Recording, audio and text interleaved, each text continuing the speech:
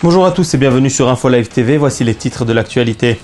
Les autorités égyptiennes ont arrêté au Caire un étudiant israélo-américain de 27 ans pour espionnage. Selon le quotidien Alarm, Ilan Grappel serait un officier du Mossad qui aurait essayé de saboter la révolution égyptienne. Son père, Daniel Grappel, a nié catégoriquement l'accusation. Grappel, rappelons-le, a émigré en Israël des États-Unis. Il a servi dans Tsahal et a été blessé durant les combats de la deuxième guerre du Liban en 2006. Il a étudié l'islam et parle donc couramment l'arabe. Et il semble avoir voyagé sous son vrai nom et ses connexions en Israël étant faciles à trouver sur Internet, il semble donc peu probable qu'il soit un agent du Mossad. Yigal Palmor, porte-parole du ministère des Affaires étrangères israélien, a déclaré qu'Israël attendait d'être officiellement informé par les autorités égyptiennes de l'arrestation d'un citoyen israélien pour espionnage. Les États-Unis posent un ultimatum à Bibi Netanyahou pour la reprise des pourparlers de paix. Selon la radio israélienne, les États-Unis ont fait pression sur le gouvernement israélien en posant un ultimatum à Bibi Netanyahou concernant la reprise des négociations avec les Palestiniens. Selon l'ultimatum posé, Netanyahou doit décider d'ici un mois s'il consent à accepter la proposition du président américain Barack Obama pour la reprise de pourparlers basée sur le retour aux frontières de 1967 sur la base de son discours du 19 mai dernier. L'envoyé personnel de Netanyahou, Isaac Molo, était à Washington la semaine dernière. Les Américains y ont présenté leurs conditions pour la reprise des pourparlers.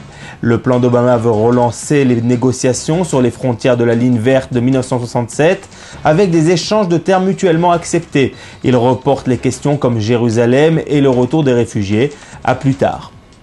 Le Premier ministre italien Silvio Berlusconi a déclaré lundi que la paix au Moyen-Orient sera atteinte par des négociations seules, rejetant n'importe quelle action unilatérale comme la reconnaissance d'un État palestinien par l'Assemblée générale de l'ONU.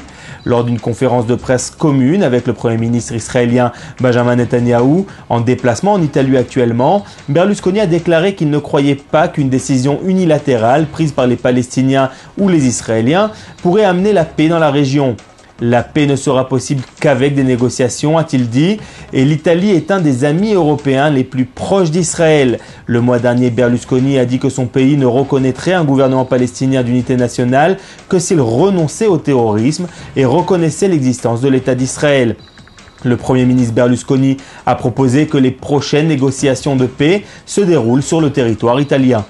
Et le ministre des Affaires étrangères britannique William Hague a accusé l'Iran d'aider la Syrie à réprimer les protestations anti-gouvernementales, fournissant l'équipement et le support logistique. William Hague a critiqué l'hypocrisie de l'Iran dans les affaires internationales. Les commentaires du ministre des Affaires étrangères britannique viennent après que le plus haut diplomate britannique en Iran ait été convoqué jeudi dernier à Téhéran concernant une accusation semblable que le gouvernement britannique avait fait pendant les affrontements dans les villes syriennes de Damas et Ajis al-Shugur. Malgré les efforts des Britanniques, des Français et des Américains pour qu'une résolution de l'ONU condamne la violence de la répression syrienne, il n'y a eu aucun effort de fait pour qu'une intervention militaire internationale intervienne sur place. Au moins 1100 civils syriens ont été tués dans le conflit en Syrie. Les manifestants appellent à la démission d'Assad au pouvoir depuis plus de 11 ans. Des activistes pro-palestiniens ont lancé un appel sur Facebook pressant leurs participants à une marche.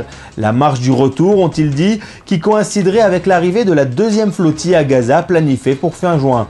Les organisateurs ont déclaré que cette marche devrait commémorer les victimes de la Nakba et de la Naksa réunies. Ils ont recommandé aux participants de prendre d'assaut les frontières d'Israël.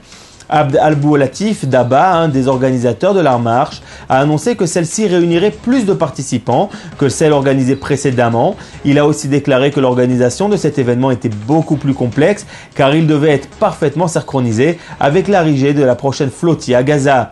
Il appelle le monde arabe et musulman à participer activement à cette marche car selon Al-Latif Daba, cette cause est juste et légitime. Il a ajouté que les marches précédentes ont montré l'incapacité d'Israël à réagir à de tels événements. Et il a rappelé que les organisateurs de la marche visent aussi, selon leur page Facebook, à mettre fin à l'initiative de paix à l'expulsion d'Israël de l'Assemblée des Nations Unies. Nous verrons bien où mènera cette marche. Le gouvernement israélien, pour l'instant, n'a pas fait de commentaires.